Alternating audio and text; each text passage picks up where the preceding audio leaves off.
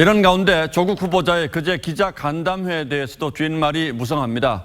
형식과 내용 모두 부적절했다는 비판이 쏟아지고 있는데 특히 여당 출신인 유인태 국회 사무총장의 쓴소리를 귀담아 들을 만합니다. 오늘은 이 문제를 따져보겠습니다. 자, 강동원 기자. 예. 조 후보자의 국회 간담회가 국회 내규를 위반했다는 거죠? 예. 어떻게 위반했다는 겁니까? 그러니까 조국 후보자가 기자 간담회 열었던 곳은요, 국회 본청 2층에 위치한 바로 246호실입니다. 예. 자, 이곳은요, 좌석이 186석이나 있는 이 국회에서도 규모가 상당히 큰 곳입니다. 보통 민주당이나 한국당의 의원총회를 이곳에서 여는데요.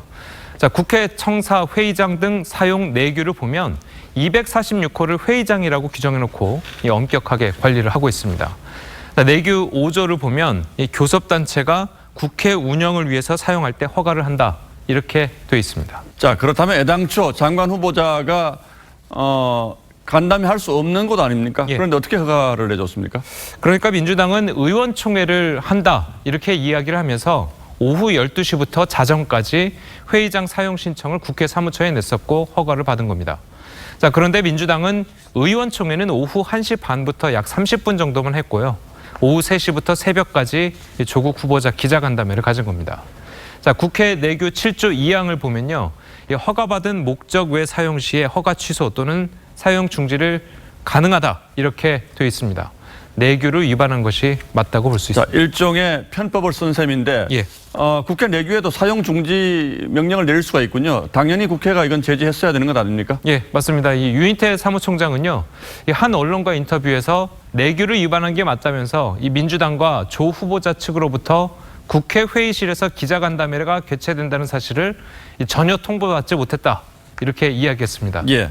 자, 언뜻 들으면 인지하지 못했다. 이런 의미로도 들리지만 이 언론 보도가 대대적으로 나온 상황에서 몰랐다는 것은 말이 안 되는 사실이고, 자, 국회 사무처 특성상 여당이 주최하는 기자간담회를 하지 못하게 막을 수는 없었을 것으로 보입니다.